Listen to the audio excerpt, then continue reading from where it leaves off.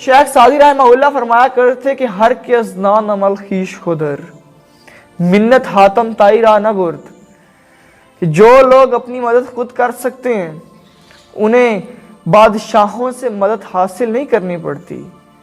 जो कौमें खुद अपनी मदद कर सकती हैं वो आसमान से उतरने वाली फौजों का इंतजार नहीं करती। आज मुसलमानों के 56 ममालिक हैं और फिर भी वो छोटे छोटे परिंदों का इंतजार कर रहे हैं कि वो छोटे छोटे परिंदे आएंगे और वो हमें निजात दिलवाएंगे। इसीलिए अल्लाह फरमाते हैं इन्नल्लाह ला युगय्यिरु मा बिकौमिन हत्ता युगय्यिरु बिअनफुसिहिम, खुदा ने कभी उस कौम की हालत नहीं बदली जो कोशिश नहीं करते खुद को बदलने की। खुद को बदलने की कोशिश करें। वो यहूदी एक वक्त था जब 90% कट गए थे और उनके लिए इस ज़मीन पे रहने के लिए कोई जगह भी ना थी। उन्होंने इतनी मेहनत की कि आज पूरी दुनिया को अपने हाथों में किया हुआ है। खुद अपने आप को ब्रांड साबित किया और दुनिया में अपना सिक्का जमाया। दुनिया को मजबूर किया कि वो आज हमारे बनाए हुए प्रोडक्ट्स पे बने। उन्होंने दुनिया को आज इस तरह कैच कर लिया है।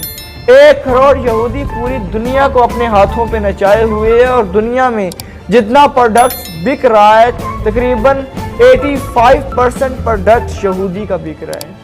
और आज बड़े बड़े सुपर पावर आज उनके काने हो चुके हैं, आज उनके मोहताज हो चुके हैं। आज बड़े बड़े एटमिक ताकत अमेरिका जैसे एटमिक ताकत ममालिक के बैंक आज यहूदियों की वजह से चल रहे हैं। तो अपने आप को मजबूत करो, अपनी माइशत को मजबूत करो, अपने ईमान को मजबूत करो।